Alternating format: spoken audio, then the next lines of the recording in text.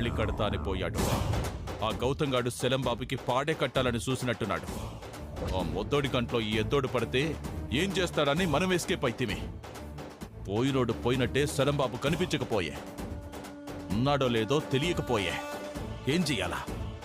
ఎన్నాళ్ళు ఈ సెట్టు పుట్లంట తిరగాల? లాభం లేదు. ఆళ్ళని ఈళ్ళని నమ్ముకుంటే మన పగ ఉయ్యాల్లో పసిబిడ్డలాగా ఆణ్ణే ఉండిపోయింది.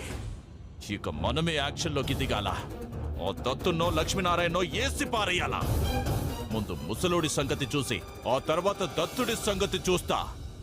లక్ష్మీనారాయణ వస్తున్నా.